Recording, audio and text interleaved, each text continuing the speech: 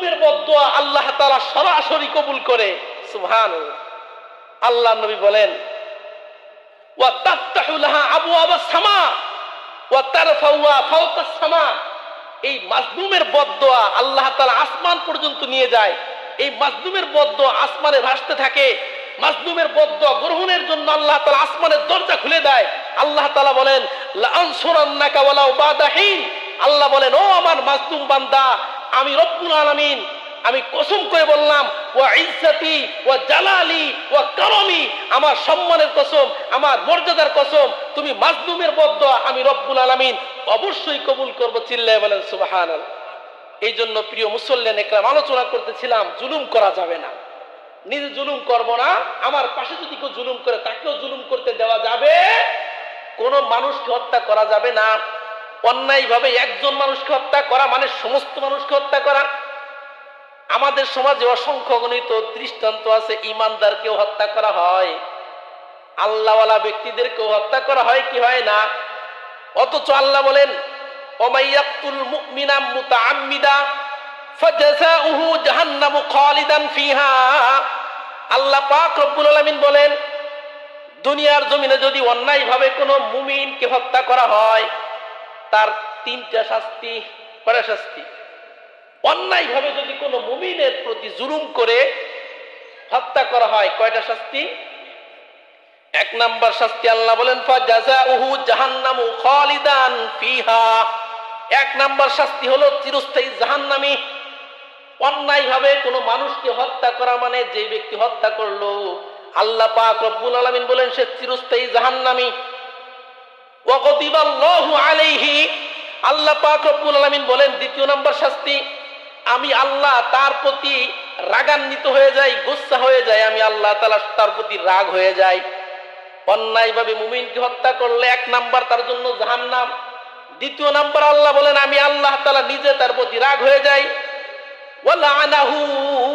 আল্লাহ পাক রব্বুল আলামিন বলেন তিন নম্বরে আমি আল্লাহ তাআলা তার প্রতি লানত করি, অভিশাপ করি। চিল্লায়ে বলেন নাউজুবিল্লাহ। এই জন্য অন্যায়ভাবে মানুষ হত্যা করা যাবে না। অন্যায়ভাবে মানুষকে হত্যা করা এটা হচ্ছে মানুষের সঙ্গে সবচেয়ে বড় জুলুম, সবচেয়ে বড় জুলুম। দ্বিতীয় নাম্বার মানুষের হক নষ্ট করা, মানুষের সম্পদ আত্মসাৎ করা, জোরপূর্বক অন্যের জমি দখল করা, এটা হচ্ছে মানুষের সঙ্গে দ্বিতীয় প্রকার জুলুম। আল্লাহ নবী বলেন কুল্লুল মুসলিমি আলাল মুসলিমি হারামুন দামুহু ওয়া মালুহু ওয়া ইরদুহু। পয়গম্বর বলেন মুসলমানের উপরে তিনটা জিনিস হারাম। এক নাম্বার কোন মুসলমানকে হত্যা করতে পারবে না, হারাম। তৃতীয় নাম্বার কোন মুসলমানের সম্পদ আত্মসাৎ করতে পারবে না, হারাম। তিন নাম্বার কোন মুসলমানের ইজ্জত সম্মান মর্যাদা নষ্ট করতে পারবে না, এটাও হারাম।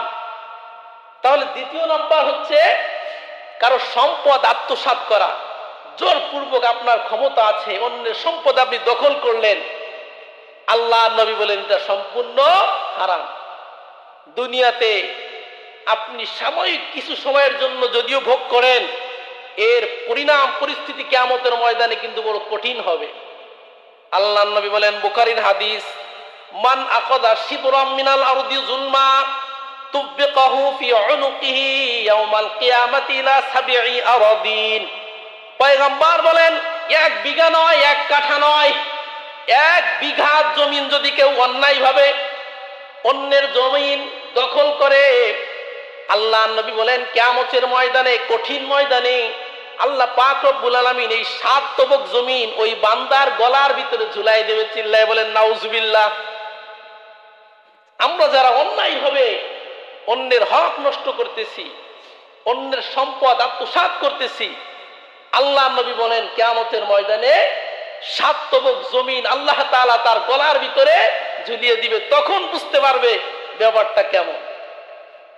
1 কেজি ওজনের একটা পাথর যদি কারো গলায় ঝুলিয়ে দেওয়া হয়, এরপরেই তো তার হাঁটতে হাঁটতে তার জীবন শেষ।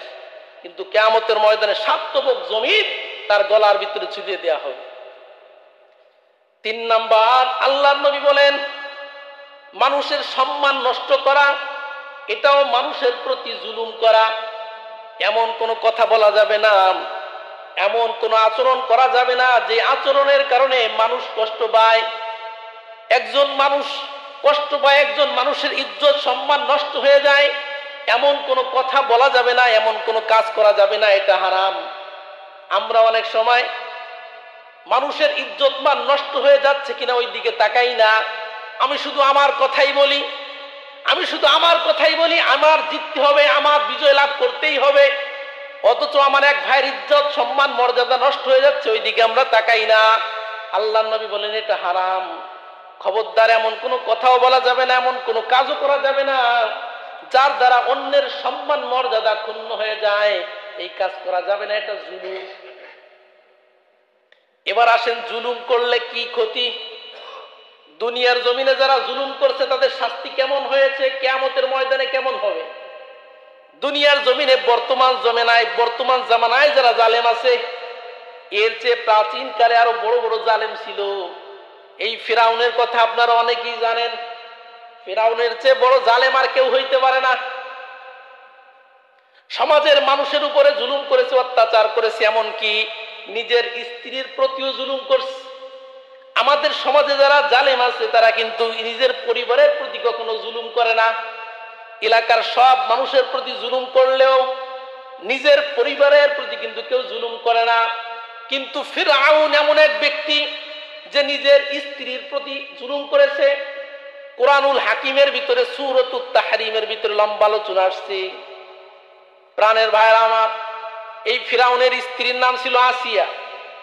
আসিয়া ছিলেন একজন ইমানদার। আসিয়াকে বলা হয়েছে, আসিয়া তুমি ঈমান ছাড়ো, যদি তুমি ঈমান ছাড়ো যা চাইবা সব পাইবা। আমি তোমার জন্য স্বর্ণ দিয়ে একটা বালাখানা তৈরি করে দেব। চিল্লায় বলেন নাউজুবিল্লাহ। আসিয়া বলে, না না না, আমি স্বামী হিসাবে আপনাকে মানতে রাজি, তবে আপনাকে খোদা হিসাবে, প্রভু হিসাবে মানতে আমি রাজি না। সুবহানাল্লাহ। একটা মেয়ে মানুষ ঈমান কত মজবুত! স্বামী হিসাবে স্বামীর মর্যাদা আপনাকে দিতে চাই, আপনার স্বামী হিসেবে প্রত্যেকটি হুকুম আমি মানব, তবে আপনি খোদা নয়, আপনি আমার সৃষ্টিকর্তা নয়, আপনি আমার পালনকর্তা, লালনকর্তা নন। অতএব আপনি যদি খোদা দাবি করেন এইটা আমি মানতে। প্রাণের ভাইয়ের আমার, এই ফিরাউন এই আসিয়ার 4 হাত পার ভিতরে এরকমের বড় বড় লোহা প্যারাক মেরে দিছে। প্যারাক মেরে প্রচন্ড রোদের ভিতরে বুকের উপরে পাথর দিয়ে চাপা দিয়ে রেখেছে। আসিয়া আল্লাহ পাক রব্বুল আলামিনের কাছে দরখাস্ত করেছে, রব্বিবনিলি বাইতান ফিল জান্নাহ। রব্বুল আলামিন, এই জালেমের হাত থেকে আমি মুক্তি পাইতে চাই। অতএব এই জালেম ফিরাউন আমাকে লোভ দেখিয়েছে, দুনিয়ার জমিনে স্বর্ণ দিয়া ঘর তৈরি করে দিলে আমি হয়তোবা ঈমান থেকে দূরে চলে যেতে পারি। রব্বুল আলামিন, আমি তার লোভে পড়ি নাই, আমি স্বর্ণ দিয়ে ঘর আমি দুনিয়ার জমিনে চাই নাই। কিয়ামতের ময়দানে আমি জান্নাতের ভিতরে ঘর চাই। রব্বিবনিলি বাইতান ফিল জান্নাতি। রব্বুল আলামিন, কিয়ামতের ময়দানে জান্নাতের ভিতরে আপনি আমার জন্য একটা ঘর তৈরি করে দিয়েন। সুবহানাল্লাহ। আল্লাহ পাক রব্বুল আলামিন জিবরিল আমিনের মাধ্যমে সঙ্গে সঙ্গে আসিয়াকে সংবাদ দিয়ে দিলেন, আসিয়া তুমি টেনশন করবা না, চিন্তা করবা না, আল্লাহ পাক রব্বুল আলামিন তোমার জন্য জান্নাতের ভিতরে একটা ঘর, স্পেশাল ঘর তৈরি করে রেখেছে। চিল্লায় বলেন সুবহানাল্লাহ। এত পরিমাণ, এত বড় জালেম, এরপরেও দুনিয়ায় থাকতে পারছে। আল্লাহ বলেন, ফাখাযনাহু ওয়া জুনুদাহু ফানাবাদনাহু ফিল ইয়াম্মি ফানজুর কাইফা কানা আকিবাতুজ জালিমিন। আল্লাহ পাক রব্বুল আলামিন বলেন, ও দুনিয়ার জালেমেরা, এই ফিরাউনের জীবনী থেকে শিক্ষা নাও। ফাখাযনাহু ওয়া জুনুদাহু ফানাবাদনাহু ফিল ইয়াম। আল্লাহ বলেন, এই ফিরাউন তার বাহিনী সহ আমি তাদেরকে সমুদ্রের ভিতরে চুবনি দিয়া দুনিয়া থেকে চিরবিদায় করে দিয়েছি। সুবহানাল্লাহ। ঘটনা আমাদের জানা আছে না? আল্লাহ পাক রব্বুল আলামিন বলেন, জুলুম করে দুনিয়ার জমিনে কেউ ছাড় পায় নাই। অতএব জুলুম করে কোনো লাভ নাই। জুলুমের হাত সারা জীবন স্থায়ী থাকে না, যে কোনো মুহূর্তে ভেঙে যেতে পারে। আমরা অনেক সময় বলি যে হুজুর, আল্লাহ তাআলা মনে হয় জালেমদেরকে দেখে না। কারণ যারা জালেম আছে, যে পরিমাণ জুলুম করে অত্যাচার করে, আল্লাহ মনে হয় দেখে না। এ মাঝে মাঝে বলি না, আল্লাহ বলেন ওয়ালা তাহসাবান্নাল্লাহা গাফিলান আম্মা ইয়ামালুজ জালিমুন। আল্লাহ বলে, ও আমার গোলামেরা, আমার বান্দারা, জালেমদের কাজের ব্যাপারে আল্লাহকে কখনো গাফিল মনে করবা না, অমনোযোগী মনে করবা না। কখনো এ কথা বলার প্রয়োজন নাই, এ কথা কখনো বলবো না জালেমদেরকে আল্লাহ তাআলা দেখে না। আল্লাহ পাক রব্বুল আলামিন জালেমদের প্রত্যেকটা কার্যক্রম আল্লাহ তাআলা দেখতেছেন, হিসাব রাখতেছেন, কিয়ামতের ময়দানে ধরবেন। আল্লাহ পাক রব্বুল আলামিন কোন বান্দাকে সহজে ধরে না, কিন্তু আল্লাহ ধরলে ছাড়েন না। জালিমকে আল্লাহ তাআলা জুলুম করার সাথে সাথে ধরেন না। আল্লাহ পাক রব্বুল আলামিন অবকাশ দেয়। আল্লাহ বলেন ওয়া উমলি লাহুম ইন্না কাইদি মাতিন। আল্লাহ বলেন, যে সকল বান্দারা জুলুম করে আমি সুযোগ দেই, দেখি ফিরে আসে কিনা। এর পরেও যদি ফিরে না আসে, ইন্না কাইদি মাতিন, আমার চক্রান্ত, আমার কৌশল কিন্তু খুবই মজবুত। এই জন্য প্রিয় মুসল্লিয়ানে কাম, আমরা জুলুম করব না। জুলুমের পরিণাম খুব একটা ভালো না। দুনিয়াতে জালেম শান্তিতে বসবাস করতে পারে না, মৃত্যুর সময় ঈমান নসিব হবে না, আর কিয়ামতের পরিস্থিতি হবে আরো কঠিন।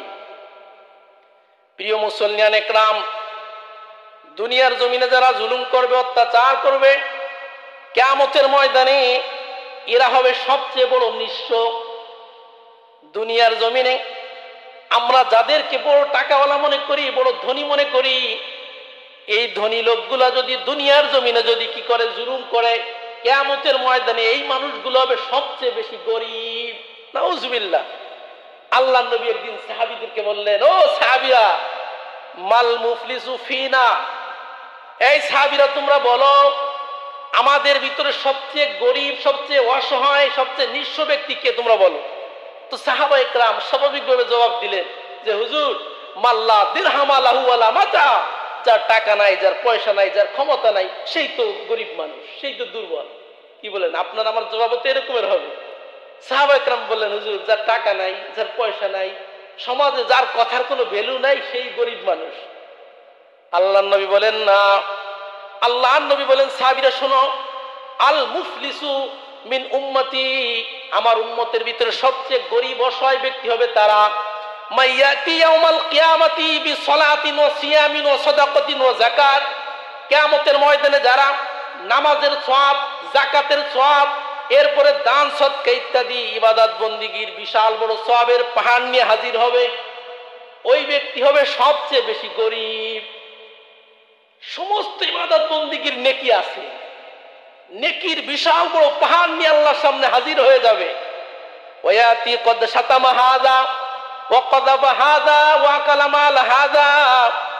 আল্লাহ পাক রব্বুল আলামিন বলেন, এই যে যেই ব্যক্তি বিশাল বড় নেকির পাহাড় নিয়ে হাজির হয়ে গেল, এই লোকটার বিরুদ্ধে বিভিন্ন মানুষ আল্লাহর কাছে মামলা দায়ের করবে। মামলা রব্বুল আলামিন ওই যে বিশাল বড় নেকির পাহাড় নিয়ে আপনার কাছে যেই ব্যক্তি হাজির হয়েছে, আল্লাহ দুনিয়ার জমিনে তাকে আপনি ক্ষমতা দিয়েছিলেন, সম্পদ দিয়েছিলেন, ওই ক্ষমতার গরমে আমার উপরে জুলুম করেছে, আমার হক নষ্ট করেছে, আমাকে গালমন্দ করেছে, আমার ব্যাপারে মিথ্যা অপবাদ দিয়েছে, অতএব দুনিয়ার জমিনে তার বিচার পাই নাই। রব্বুল আলামিন, আপনি আহকামুল হাকিমিন, আপনার কাছে আমি ওই বিচারটা কামনা করেছি। চিল্লায় বলেন সুবহানাল্লাহ। যখন এরকম আল্লাহর কাছে মামলা দায়ের করবে, আল্লাহ পাক রব্বুল আলামিন সমস্ত মাজলুমদেরকে ডাকবে, দুনিয়ার জমিনে যাদের প্রতি জুলুম করা হয়েছে সকলকে ডাকবে। ডাকার পরে আল্লাহর নবী সাল্লাল্লাহু আলাইহি ওয়াসাল্লাম বলেন, ডাকার পরে যারা যারা আল্লাহ তাআলার কাছে অভিযোগ করেছে প্রত্যেককে বলবেন, আচ্ছা এই ব্যক্তির নেক আমল থেকে যে পরিমাণ কষ্ট তোমারে দিয়েছে, যে পরিমাণ জুলুম তোমাকে দিয়েছে, ওই জুলুম সম পরিমাণ নেকি তোমরা নিয়ে নিয়ে চলে যাও। উদাহরণস্বরূপ, দুনিয়ার জমিনে এই ব্যক্তি যাকে গালি দিয়েছে সে গালি সম পরিমাণ নেকি নিয়ে যাও। দুনিয়ার জমিনে এই ব্যক্তি যার হক নষ্ট করেছে ওই হক সম পরিমাণ নেকি ওই জালেমের আমলনামা থেকে নিয়ে যাও। আল্লাহর নবী বলেন, ফাইন ফানিয়াত হাসানাতুহু উখিদা মিন সাইয়্যাতিহিম।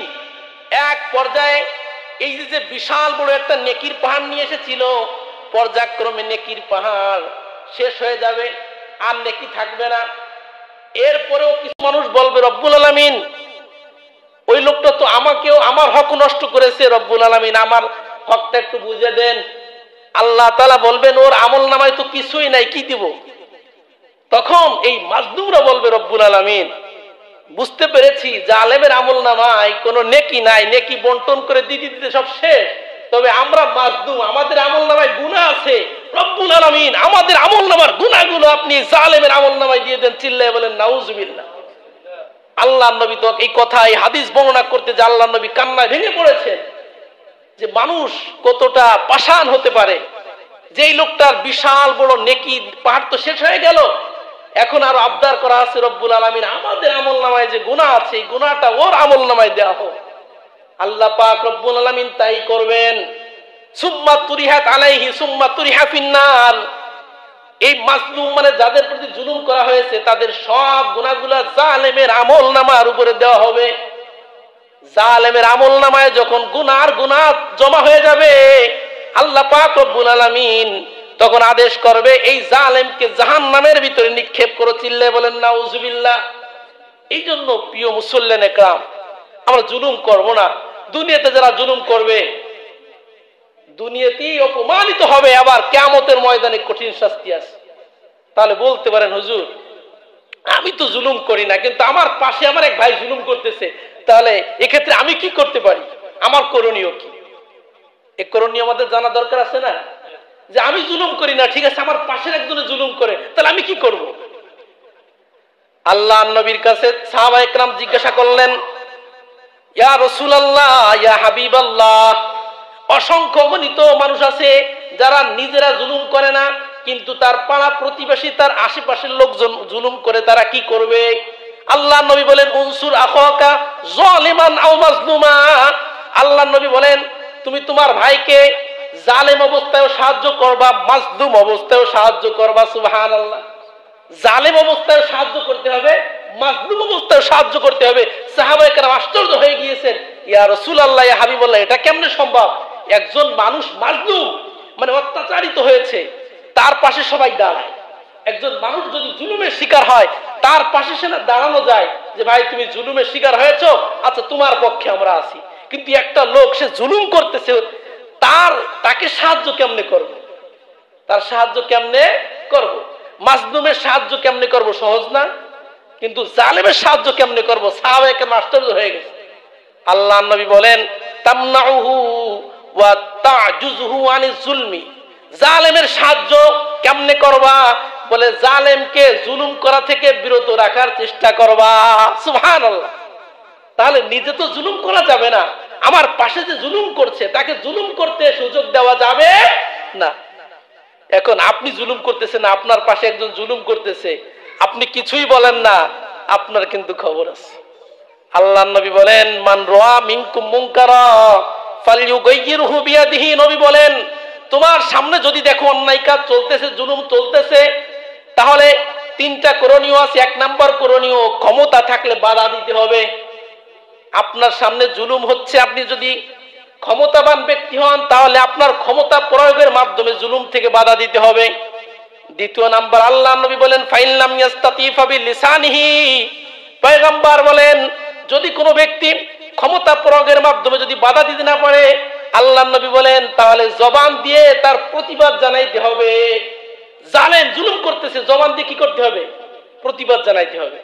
আল্লাহ নবী বলেন ফাইন লাম ইয়াস্তাতি ফাবিকলবি। এখন আপনি জবান দিয়েও বলতে পারেন না, আপনি আসলে একজন গরিব মানুষ, অসহায়। এখন আপনি যদি জালেমের বিরুদ্ধে কিছু বলেন তাহলে আপনার 12টা বাজাই দিবে, তো কি করবেন? চুপ করে থাকবেন?